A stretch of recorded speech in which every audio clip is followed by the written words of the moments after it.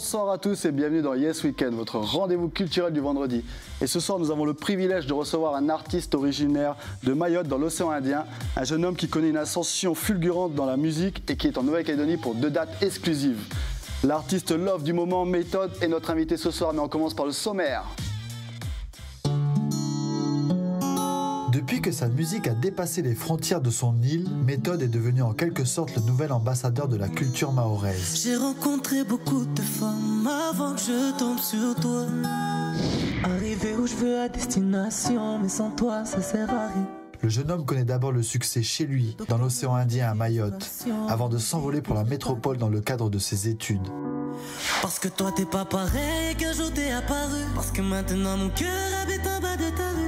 Et que c'est pour ça que je dois taffer maintenant. Parce que seuls mes gosses ont le droit de t'appeler maman. On était tous les deux ensemble à combattre nos peurs. Aïe aïe aïe. La transformation s'opère alors à plus de 7000 km de son île, dans la ville de Montpellier, où il aiguise son style et pose les bases de son écriture musicale, qui deviendra en quelque sorte sa marque de fabrique. Et tout de suite, nous recevons Méthode. Bonsoir Méthode. Bonsoir, bonsoir. C'est un honneur, un privilège de recevoir un artiste aussi talentueux que toi. Merci dans cette émission. C'est un plaisir partagé. On n'a pas l'habitude de recevoir des Mahorais, alors on va en profiter pour en savoir un peu plus, pour en tenter d'en apprendre un petit peu plus sur toi, carrément, ta musique, ton île et ta culture. Avec grand plaisir. Alors tu es là pour 2 dates. Demain soir tu es au 1881 et ce vendredi soir tu seras sur la scène du centre culturel Pomémy. Exactement. À l'heure où l'on diffuse cette émission, cet entretien, les portes ont déjà ouvertes et les DJ locaux chauffent la salle. Totalement. J'imagine que c'est ta première fois en Nouvelle-Calédonie ? C'est ma première fois en Nouvelle-Calédonie, exactement. Ça me fait très plaisir d'avoir la chance de venir chanter ici. Je me rends compte de la chance que j'ai, de l'opportunité que j'ai. Parce que c'est vrai qu'en étant aussi un petit des îles, c'est pas forcément facile de créer ce genre de moment. Donc je suis vraiment heureux de pouvoir arriver aussi loin avec ma musique, y compris géographiquement, quoi. C'est ça, t'es arrivé au bout du monde, là, on peut dire ça comme ça. C'est ça. Du coup, ta première fois en Mélanésie, dans le Pacifique Sud, est-ce que tu avais une idée particulière sur la Nouvelle-Calédonie ? J'en ai beaucoup entendu parler. Je savais qu'il y avait quelques points communs avec Mayotte, une île en quelque sorte régie par la France. Maintenant, même malgré le fait d'avoir quelques potes originaires d'ici, j'en connaissais pas tant que ça. D'accord. Donc c'est l'occasion aussi d'en découvrir plus, quoi. Tu connaissais des Calédoniens avant de venir ici ? Ouais, j'ai quelques potes originaires d'ici. Que tu as dû rencontrer en France ? Exactement. Ah, les gens des îles, ils ont tendance à se retrouver. C'est ça se fait naturellement. Et puis, j'ai cru comprendre qu'il y avait une passion commune pour les barbecues. Nous, on adore ça chez nous aussi, donc voilà. Excellent, faudra que tu ailles à Tahiti aussi, c'est des spécialistes. Carrément. Alors, on va parler de ta musique maintenant.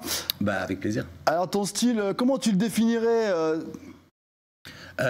c'est compliqué de se définir artistiquement. En plus, je pense pas appartenir à un courant précis. Donc, c'est vrai que j'ai beaucoup d'influences différentes. J'ai toujours écouté beaucoup de musiques différentes, de styles de musique différents. Tropical, sans doute.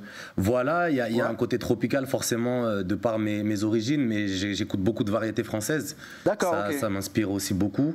Et donc, c'est, on va dire, un mélange de plein de choses, de R&B, de variétés, de zouk, de plein de choses. Des influences extérieures aussi à ton île, alors. Exactement.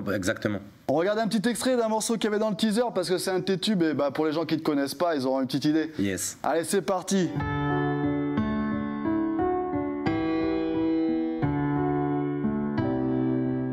C'est pas de ma faute si je suis bizarre quand tu parles de sentiments. C'est vrai que parfois ça me chaîne. C'est pas parce que je ne t'aime pas, mais plus je tiendrai à toi, plus j'aurai peur de te perdre. Les gens te diront que je suis fou, que je ne pense qu'à mes sons, que je ne pense qu'à la fête. Que je te dirai des promesses que je ne tiendrai pas même avant de les avoir faites. C'est peut-être parce que j'ai fait du mal à d'autres femmes avant toi qui voudront nous séparer. La plus grosse erreur qu'ils font, c'est de penser qu'avec toi, cette fois-ci, ce sera pareil. Parce que toi, t'es pas pareil qu'un jour t'es apparu. Parce que maintenant, mon cœur habite en bas de ta rue. Et que c'est pour ça que Je dois taffer maintenant parce que seuls mes gosses ont le droit de t'appeler maman. C'est de la faute à mes mains si je t'ai trop caressé. N'en veux pas à mon cœur si parfois il t'a blessé. C'est de la faute à leur bouche si parfois notre amour saigne. C'est de la faute à tes yeux si aujourd'hui je t'aime.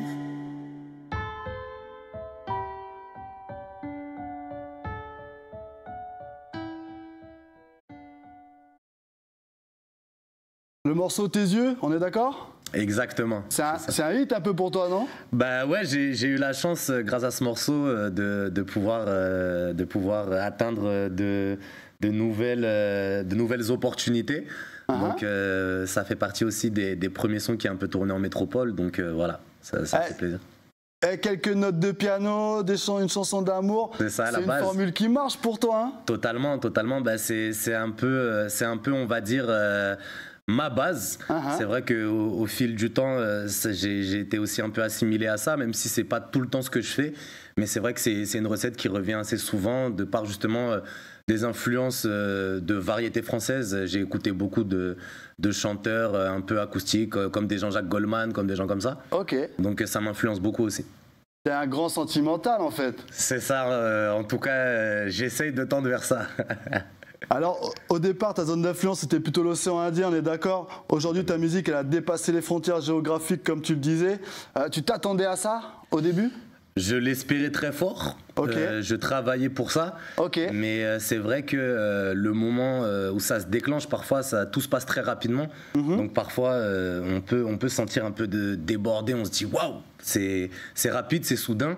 Et puis en même temps, je me laisse pas trop forcément le temps d'y penser parce que j'essaye de toujours travailler pour m'améliorer et pour essayer de donner aux gens quelque chose de nouveau et de plaisant, quoi. Du coup, oui, tu as quand même travaillé énormément pour en arriver là, tu étais focus, quoi. Beaucoup, ouais. Alors j'imagine que c'est d'abord chez toi, sur ton île, que ça a fonctionné, que l'aventure a commencé. Ouais. On a retrouvé des photos grâce à une émission malgache. Elles ont dû faire le tour du monde depuis. Là, tu me fais peur. Juste ça, mais voilà. L'émission s'appelle Cause Sérieux. Et depuis qu'ils ont mis ça en ligne, ça a fait le tour du monde. Exactement. Oh, le dossier. Le dossier va te suivre jusqu'à un moment. Ouais, c'est clair. Les débuts à Mayotte, comment ça se passe? Bah, comme on peut le voir sur les photos, c'est d'abord un truc qui est né entre potes. Yes. Oh là là, le style. On a remis ça, désolé. Mais... mais en vrai, c'est des bons souvenirs. Ça représente bien ce qu'on faisait, c'était du bidouillage. Ouais, c'était la débrouille. Ouais, c'était de la débrouille. C'était vraiment ce côté-là. Mayotte, déjà, l'industrie musicale n'existe toujours pas d'ailleurs là-bas.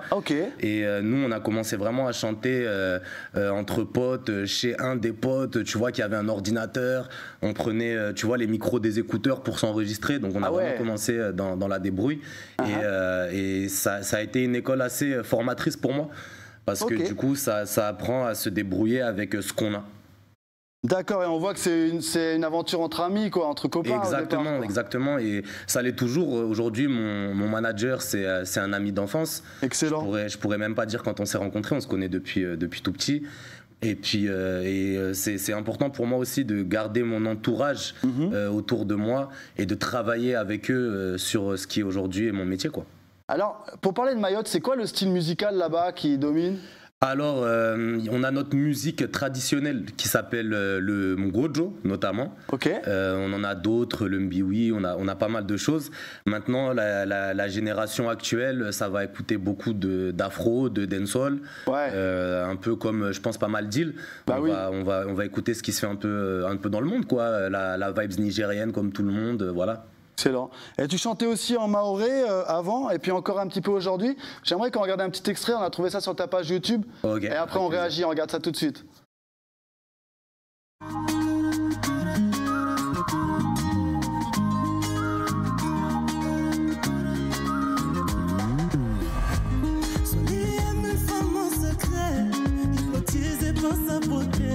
Je sais pas comment lui avouer qu'il voudrait être sa moitié.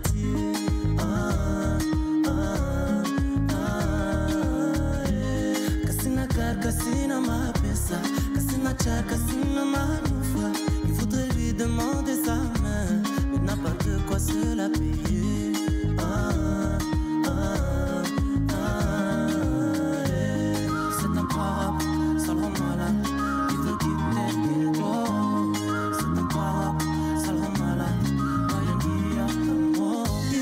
quitter sa vie de galère. Vie de galère. Il va quitter sa vie de galère. Vie de galère. Il va quitter sa... Et voilà pour cet extrait, on se croit en Afrique, c'est fabuleux. C'est vrai, il y a des grosses ressemblances, ouais. Ah, il y a des sonorités là, et vraiment, chanter en maoré, c'est aussi magnifique, quoi. Ouais, bah ouais, totalement. C'est important pour moi de temps en temps faire des petites piqûres de rappel. Parce que j'ai certes... au début, je chantais que dans ma langue. Ok. Et c'est vrai que certaines ambitions, parfois, nous forcent à devoir un peu aussi se nationaliser, entre guillemets. Ah ouais, en tout cas, effectivement. dans la langue. Mais du coup, ça me fait du bien de temps en temps des petites piqûres de rappel comme ça. Eh ben, en tout cas, ce morceau, il est vraiment classe. Merci. Écoute, je te propose qu'on passe à une de nos rubriques, et puis on va réagir juste après. Ça s'appelle Le Moment de Steph, et c'est tout de suite. Allez, let's go.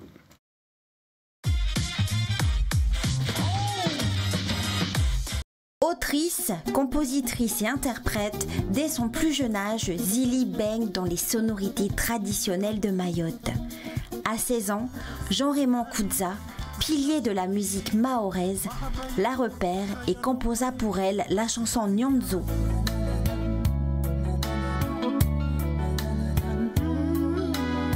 Qui signifie amour.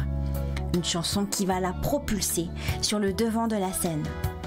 Passionnée de chants traditionnels mahorais, elle rejoint le groupe Fleur d'Ilang en 2009. En 2021, elle franchit le cap et enregistre plusieurs chansons mêlant modernité et tradition, à l'image de sa chanson Tsika.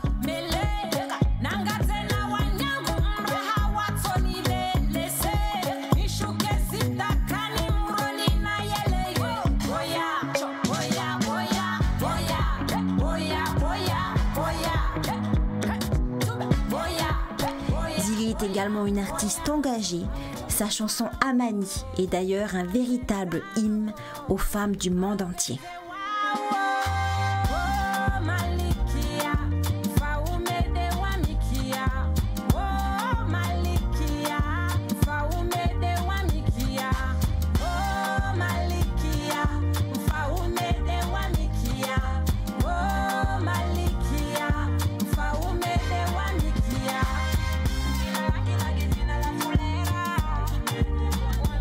Chez elle fait écho à ses racines, ses chansons, ses textes et ses looks. Une artiste fidèle à ses origines qui veut avant tout que le monde découvre sa merveilleuse île. Et voilà pour cet extrait. Tu connaissais Méthode ? Bah bien sûr, c'est une très grande dame de chez nous. Forcément, hein ? Forcément, c'est quelqu'un pour qui j'ai beaucoup de respect, qui casse les codes aussi. Qui mêle la tradition avec la modernité, comme c'était super bien. D'ailleurs, très beau sujet, bravo à vous. Merci. Et je suis très touché aujourd'hui par le biais de cette interview qu'on puisse découvrir une artiste de chez nous. Eh ben nous aussi, on est très heureux de pouvoir découvrir un petit peu ta culture et on sent une identité musicale quand même très forte, et notamment les inspirations africaines. Totalement. Les artistes de chez toi ont quand même du mal à sortir, enfin, ils ne s'exportent pas facilement. C'est clair. C'est dû à quoi, Méthode ? C'est dû à plusieurs choses. Il y a la barrière de la langue qui est déjà une première barrière assez compliquée à franchir. J'en suis la preuve. Je suis un des premiers Mahorais à avoir l'opportunité de s'exporter un petit peu au-delà de certaines frontières. J'ai la chance de me produire en Afrique, d'être écouté dans un peu partout dans l'océan Indien, à Madagascar. Et c'est vrai que notre langue, c'est un dialecte qui est propre à chez nous. Ok. Donc qui est parlé que chez nous. Et ça vient du Swahili, donc une langue qui est assez parlée dans plusieurs pays d'Afrique, mais ça a été assez transformé, si bien que on puisse pas forcément être compris par d'autres personnes que nous-mêmes, en tout cas dans notre langue. D'accord. Donc c'est déjà une première barrière. Et puis j'en parlais un peu tout à l'heure, c'est ce manque d'industrie musicale chez nous. On n'a pas de label, on n'a pas de maison de disques. Donc les chanteurs là-bas sont un peu obligés à apprendre à tout faire eux-mêmes. Et c'est clair que c'est vraiment pas facile en tant que jeune Mahorais, ou moins jeune d'ailleurs, mais en tant qu'artiste Mahorais de s'exporter. Et comment ça se fait que c'est si peu développé malgré la musique que vous avez qui est magnifique ? On n'a pas. En fait, faut savoir que Mayotte n'a pas une culture musicale très vieille. d'accord. Nous, jusqu'à la génération de nos parents, ça a été que de la musique traditionnelle. C'est vraiment notre génération. Je pense à des grands frères à moi, comme un artiste qui s'appelle Boss, qui a été un peu les premiers à importer, entre guillemets, la musique extérieure en maoré. Donc c'est assez jeune, c'est la génération vraiment de mes grands frères, les premiers artistes à avoir fait de la musique populaire en maoré, quoi. D'accord, mais c'est pas mal vu, je veux dire, de faire de la musique populaire chez vous. Chez les vieux, si. D'accord. Chez les vieux, si. Après, de moins en moins, je vois maintenant, ça commence à être ma génération, les adultes. Donc, on a un peu grandi avec des grands frères qui le faisaient. Donc, ça commence à se démocratiser. Mais on a encore des personnes âgées qui disent que c'est la musique du diable. Mais non. Si. Et puis, Mayotte, il faut savoir aussi que c'est assez conservateur culturellement. Et puis, c'est musulman aussi. D'accord. Donc, il n'y a pas cette facilité d'accès à la musique comme par exemple des endroits comme La Réunion où il y a déjà une culture musicale et où on chante aussi à l'église, où la musique est aussi liée à la religion. Dans la religion musulmane, c'est pas le cas. Donc, les plus téméraires qui s'osent à l'exercice doivent être prêts à recevoir des coups, quoi. Et tu dois être le plus téméraire d'entre eux, en tout cas. J'espère. À un moment donné, il faut aussi pouvoir sortir de son île et puis si on veut percer. Hein. Bien sûr, exactement. Et toi, tu as choisi de quitter Mayotte en 2013 pour rejoindre la France ? C'est ça, exactement. 2013-2014, c'est ça. Tu es parti faire des études ? Totalement. J'ai quitté Mayotte pour les études quand j'ai eu mon bac, donc en 2014. Et d'abord, j'ai fait de la fac, quoi. Mais alors toi, t'as l'air d'aimer la poésie, t'as fait quoi ? T'as fait des études de littérature ? Bah déjà, j'ai un bac littéraire. Ah yes. J'ai un bac littéraire, je crois que ça n'existe plus maintenant. Oh là là, on vieillit. Moi aussi, j'ai un bac littéraire. Ah voilà, Team L. Donc voilà, bac littéraire. Après, je suis arrivé, j'ai fait de la fac, j'ai fait un peu de sociaux, un peu de droit. Ah oui. Et ça m'a saoulé, donc j'ai arrêté. T'es allé faire autre chose. Mais c'était ta première fois en France ? Non, j'ai eu la chance. En fait, moi, il faut savoir que je suis métisse. Donc, ma mère est d'origine métropolitaine. D'accord. Donc, j'ai eu de la chance dans ma vie. J'ai eu la chance dans ma vie d'aller faire quelques vacances en France. Bon, c'était plutôt à la campagne, donc j'avais jamais trop vu les grandes villes. Ah ouais. Mais j'ai eu la chance d'avoir eu des premiers un peu aperçus de à quoi ça ressemblait, quoi. Du coup, pas trop dépaysé, mais par rapport à la ville, quand même. Si, quand même. Bien dépaysé au début, mais j'allais pas non plus à l'aveuglette, quoi. J'avais une idée de au moins à quoi ça ressemblait. Alors moi, je me suis un peu renseigné sur toi. J'ai l'impression qu'en France, tu t'es un petit peu réinventé là-bas dans ton style musical. Totalement. Ton travail, ton écriture, notamment en français. Disons que tu as mis un peu ta langue de Mayotte de côté. C'est vrai. C'est ça, hein ? Ouais. Et en 2019, tu sors pas mal de titres qui font un petit peu le buzz. Et notamment, il y en a un en particulier. On va regarder, on réagit juste après, ok ? Allez, avec plaisir. Allez, c'est parti.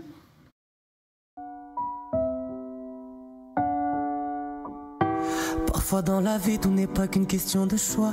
Et les choses tournent mal même quand on donne meilleur de soi. Et tu disais que trop de monde tournait autour de moi, alors que moi mon monde ne tournait plus qu'autour de toi. Je voudrais pleurer toutes les larmes de mon corps mais c'est tabou. Pourquoi t'étais avec moi t'es si belle et je suis pas beau. Pourquoi t'étais avec moi t'es si belle et je suis pas beau. Si tu reprends ton cœur s'il te plaît laisse-en moi juste un bout. Et mon cœur se met à sonner comme une alarme. Est-ce qu'on aurait pu tenir même une année de plus? T'étais assis sur moi, je séchais tes larmes. Et il pleuvait si fort sur cet arrêt de bus. Arrivé où je veux à destination, mais sans toi ça sert à rien. Le docteur me montre des illustrations et me dit que je vais pas bien. Arrivé où je veux à destination, mais sans toi ça sert à rien. Le docteur me montre des illustrations et me dit que je vais pas bien. Mais je dis aux gens que je vais bien. Mais je dis aux gens que c'était rien. Voilà pour cet extrait du titre Arrêt de bus. C'est ça, hein? Yes, exactement. Ce titre, il a une signification particulière? Ouais, pour moi, il est représentatif. Il est un peu symbolique sur certains. Déjà, c'est mon premier titre qui a fait le 1 million de vues. Ah ouais, c'est pas rien. Ouais, c'était à l'époque, c'était en 2019. Et puis, il symbolise aussi pour moi une période très importante parce que c'est la période où vraiment j'ai commencé à bosser avec Enfin, je bossais déjà avec lui, mais en fait, où on a commencé à mettre un peu les bouchées doubles pour vraiment essayer de créer quelque chose dans ce milieu-là. Et donc, c'était une période de travail acharné. Donc, ce morceau-là venait un peu comme la récompense de beaucoup d'années d'efforts, quoi. C'est finalement l'époque où tu commences à percer, hein. Et comme tu disais, tu es écouté dans l'océan Indien, mais aussi en Afrique, hein. Bien sûr. La musique, elle fonctionne là-bas. Ouais. Tu es écouté en métropole, dans les dom-toms, on est aussi d'accord. Ouais. Et en 2021, tu signes chez la maison Maître Gims, c'est ça ? Ouais, en fait, en 2021, on a eu un appel et en fait, c'était en fait donc l'équipe de Gims. Ok. Et en gros, en fait, je travaille avec eux dans ce qui s'appelle l'édition. Donc j'ai un contrat avec eux d'édition. Ça veut dire que je suis pas signé chez eux. Nous, on a toujours mis un point d'honneur sur le fait de rester en indépendant. La liberté. Donc voilà, donc on a notre label Mojo Record où on est en indé. Mais j'ai signé un contrat d'édition avec eux, ce qui veut dire que je vais avoir tendance à beaucoup écrire pour certains de leurs artistes, et puis on va travailler ensemble sur tout ce qui est donc les droits d'auteur, tout ça. Excellent. Ouais. Écoute, on en profite pendant que tu es là et on va parler d'autres choses. Ouais. Mais on va parler un petit peu de chez toi, on va parler un petit peu de ton île, Mayotte. Avec plaisir. Parce qu'en ce moment, il s'y passe des choses. Totalement. Donc, suite aux violences des gangs, enfin moi c'est ce que j'ai suivi dans les médias. Totalement. Le gouvernement français lance l'opération Ouambouchou. Ouambouchou, c'est ça, ouais. C'est ça qui est contesté par des associations comme la Ligue des droits de l'homme. Toi qui es originaire de là-bas, qu'est-ce que tu en penses de la situation actuelle à Mayotte ? J'aimerais sensibiliser, parce que je peux comprendre que ça doit être assez flou pour beaucoup de gens, surtout quand on entend sur des gros titres, par exemple en métropole, les Mahorais sont contre le droit du sol, les Mahorais veulent expulser les Comoriens, tout ça. Les gens doivent se dire mais ils sont fous. Non, en fait, il y a une réalité du terrain qui fait qu'en fait Mayotte c'est une toute petite île et qui est aujourd'hui surpeuplée. Ouais, totalement surpeuplé, plus assez de place dans les écoles, plus assez de place dans les hôpitaux. Et en fait, tout ce contexte-là vient en fait d'une époque où en fait les 4 îles des Comores, à l'époque Mayotte en faisait partie, était donc française, et à un moment il y a eu un vote pour l'indépendance, Mayotte étant restée la seule île française depuis. Yes. Donc en fait ce qui a créé des grandes vagues donc d'immigration venant des îles comoriennes qui se sont énormément appauvries du coup entre-temps, qui viennent chercher une vie meilleure à Mayotte, et forcément qui ont créé des bidonvilles, qui ont créé de la violence, parce que là où il y a de la misère, il y a de la violence. C'est sûr. Sachant que déjà les Mahorais eux-mêmes luttent contre une certaine forme de pauvreté, ça a créé des tensions sociales très vives et des actes de terrorisme, parce que c'est devenu du terrorisme, parce que on n'est plus à du racket ou des cambriolages pour se nourrir. Ouais. On est sur des gens qui cassent des voitures, barrent des routes, veulent blesser ou tuer d'autres êtres humains pour des raisons politiques. Donc c'est du terrorisme, et la population mahoraise est un petit peu dépassée par ça. Il y a aussi, à mon avis, un manque aussi de considération de la part de l'État français depuis trop longtemps. Des lois qui, comme je pense au visa Balladur, qui n'existe que chez nous, qui à mon avis ont participé à créer ce contexte très, très défavorable. Et aujourd'hui, si je peux lancer un appel d'ailleurs à mon humble avec le petit peu de visibilité que j'ai, c'est vraiment, on appelle vraiment l'État français à prendre ça au sérieux, parce que peut-être qu'on est à 8000 km, mais jusqu'à preuve du contraire, on est aussi la France, et on a besoin d'aide, quoi. Merci pour ton analyse. C'est vrai que c'est un petit peu le département qui est laissé pour compte par la France. Moi, c'est ce que j'en ai compris, en tout cas. C'est clair. Merci vraiment pour cette analyse. Maintenant, on va passer à une rubrique qui s'appelle l'agenda culturel. Merci. Et après, on va se dire au revoir, parce que c'est déjà bientôt la fin. Déjà, c'était cool. Ouais. C'est parti pour l'agenda culturel. Yes.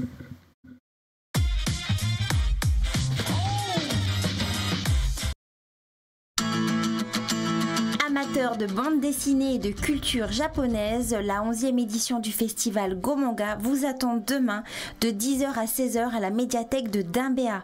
Ateliers gratuits et animations décentralisées à la Microfolie au MK2 de Dimbéa vous y attendent. Bien d'autres surprises seront également au rendez-vous. Un beau moment de partage à venir. L'entrée est libre et gratuite. Enfin, si vous avez besoin de bouger, de décompresser, sachez que ce dimanche se tiendra la 4e édition de la Bourraillesse dès 8h à la Halle des Sports sur la commune de Bourail. 2 parcours vous attendent. Pour les 10 km, il vous faudra débourser 2500 francs. Pour le petit parcours, ça sera 2000 francs pour les adultes et 1500 francs pour les enfants. Une course dédiée au combat contre le cancer colorectal. Une belle manière de joindre l'utile à l'agréable. Et voilà pour cet agenda culturel. Méthode, il est temps de se dire au revoir. Ok, en tout cas c'était super. Bravo encore à toi et je pense à l'équipe qu'il y a derrière. Merci à toi. Pour ce travail, c'était vraiment très intéressant et les sujets étaient très bien construits, donc félicitations à vous. Merci de nous avoir honoré de ta présence. Avec plaisir. Ce soir, tu es au centre culturel Pomimi. Il reste sûrement des places si vous n'y êtes pas. À l'accueil, il reste probablement des places. Méthode, on se dit à la prochaine. Allez, à la prochaine. On te souhaite un bon concert, un bon séjour en Nouvelle-Calédonie. Merci beaucoup, merci. Et longue route à toi dans la musique. Yes, merci beaucoup. Olé, comme on dit ici. Ok, olé. Et nous, chers téléspectateurs, on se dit au revoir. On se donne rendez-vous la semaine prochaine, même heure, même chaîne. Et portez-vous bien ce week-end. Faites attention à vous. À la semaine prochaine. Au revoir.